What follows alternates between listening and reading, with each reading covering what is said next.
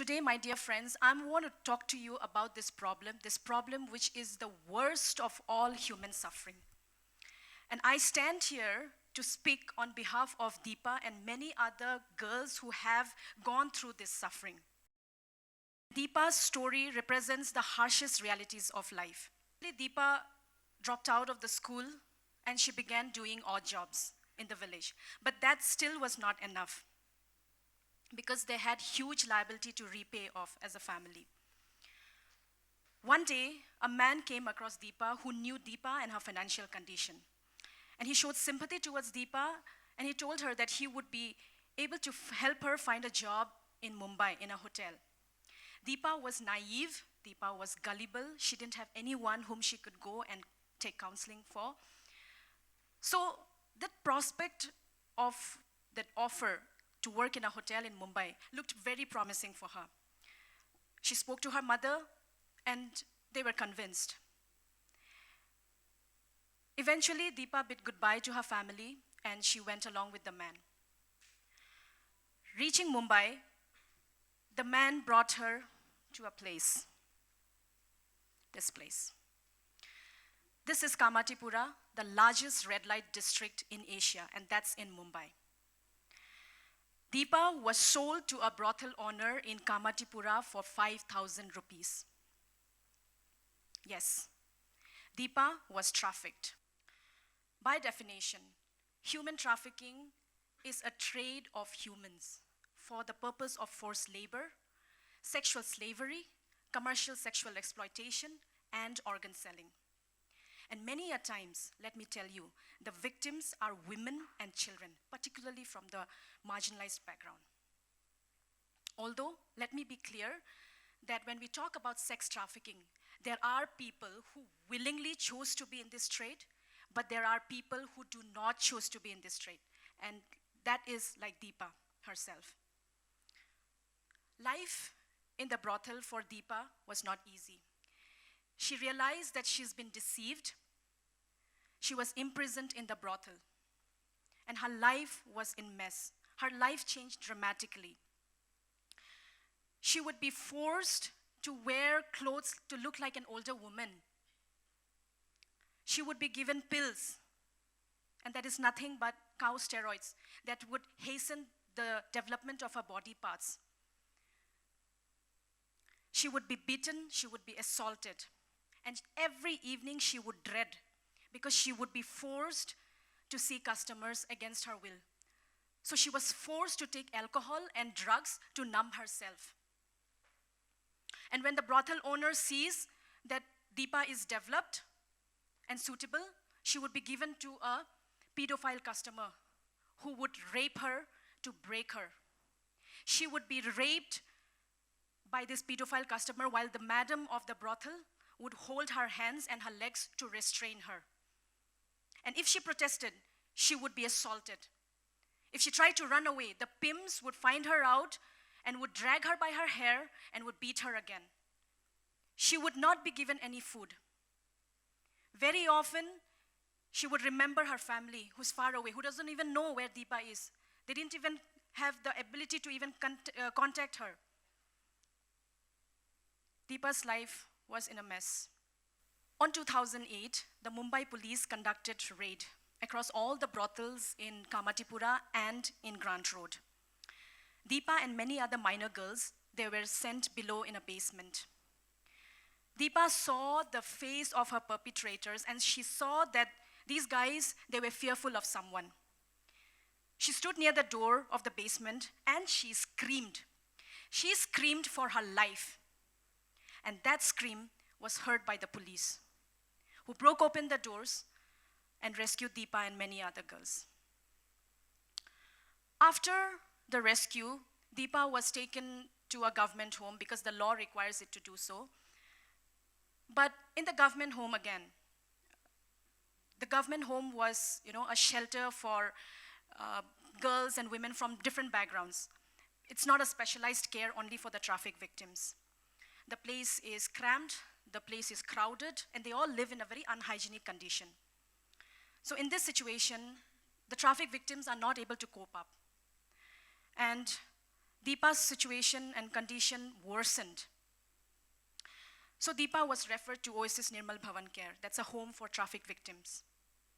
When she came to us, her health was in a very bad shape. It was deteriorating, and she needed immediate medical attention. So we took her to the hospital. When we took her to the hospital, we found out that she's been infected with HIV/AIDS. Now, my dear friends, these are the perks that comes as a bonuses for a victim of sex trafficking. So the consequences of trafficking, particularly for sex trafficking, is devastating. And it not only has impact on their physical health, but it also impacts their psychological health. And I say that because they have gone through so much of trauma, so much of abuse in their life that is so deeply rooted within them, and it's ingrained within them, that it induces physiological responses. And I'm saying that because when they narrate their experiences, they would express feelings of anger. They would express feelings of, remorse, and sometimes they would be so fierce, and they would have these feelings of revenge against their perpetrator. And this would vent out by breaking the window panes, by breaking glasses, by breaking doors. Sometimes they would become self-destructive. They would cut their wrist. They would lock themselves up. And sometimes they would also become suicidal. All of a sudden, in the middle of the night, they would wake up screaming loudly because they had a nightmare and they saw the face of their perpetrator. It haunts them. So moments like this, what do? Moments like this become so despondent that, when you see a person who is next to you, whom you see that she's going through so much of pain, it's so challenging to even comfort them. And it takes a great deal of time and effort to actually reorient a traffic victim. And that's what we do in Oasis Nirmal Bhavan Care. We help the victims of trafficking, particularly of sex trafficking, to take them from the state of brokenness to wholeness.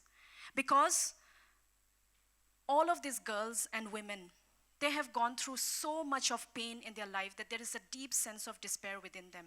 And one way we help them is by telling them, first of all, is that you are not a victim. You are entitled to be loved and to be respected. And I tell you, it takes a lot of time. For some, it takes 6 months. For some people, it takes 2 years, and all the more. And it is in that context I work. I vividly remember, because of my work, I got the opportunity to visit Kamatipura. And when I saw there, I knew that I would be seeing some unusual sight, as we all see it in movies. But there was something else that I saw. As I went around the streets of Kamatipura, I saw that these girls, they didn't want it to be there, but they had no choice. And as I learned and listened their stories, these women, they were struggling every day. They were struggling with the decisions that they all have taken once upon a time, which made them to come there. And more so with the decision of some people who had taken against them.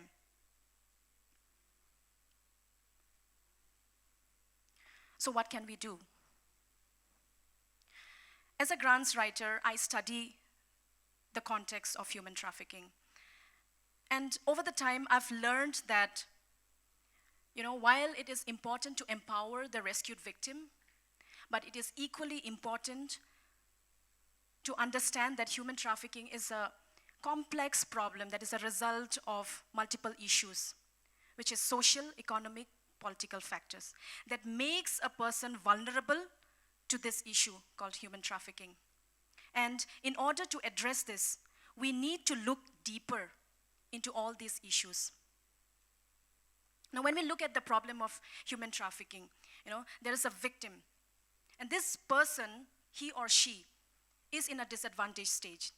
And this disadvantage may be intergenerational poverty, it may be gender inequality, it may be lack of education, it may be, lack of skills and opportunities. If Deepa would have got these opportunities in her own village, she would not have been there. She would not have been in what state she is today. There is a whole demand and cycle that works in tandem in the trafficking value chain. And there are, I'll tell you, multiple peoples involved in this. And it's not only men, it's also women who are involved in this.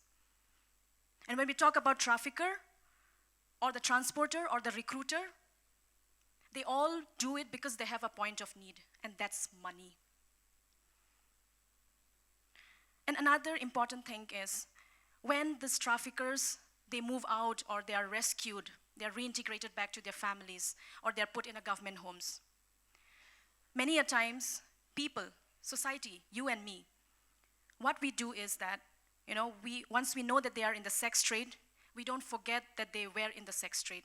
The problem with us is that we want them to be rescued, but we don't forget that they were into the sex trade and they were prostitutes. So this is one reason that they return back. So responding to this misery, one thing that we can do and one thing that we can take efforts in is that we need to counter these prejudices and practices that prevents women to take a vital role in the society. We need to fight against this stigma. We need to fight against this victimization. We need to have a paradigm shift where we don't have this mentality to look at someone who has come out of this battle, and we need to look at that person as a survivor, not as a victim.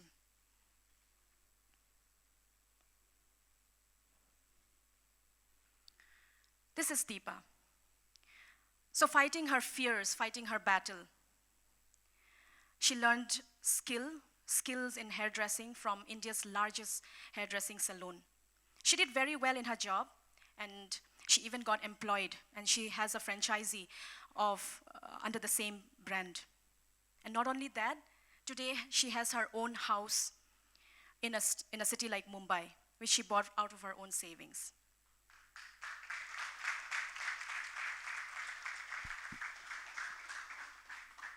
Oasis has rescued more than 600 women and girls from sex work. And, while we count that as our milestone, but let me tell you this. For Deepa, she has a different outlook. She has her own house. She's employed and she has a stable job. She's salaried. She's reintegrated back to her family, but she doesn't look that as her accomplishment or as her milestone. But for her,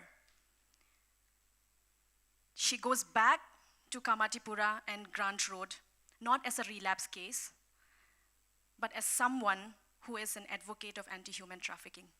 She goes there, she talks to them, and tells them that I was there in your place, I know what the pain is, but see, today I'm in this place, I am living a life of freedom, of dignity and hope, and you can do the same thing. And when one girl takes that leap of faith, that's her moment of joy. That's the fulfillment of joy for Deepa. And as I conclude, I want to share this thought with all of us. What you have done is no longer your potential.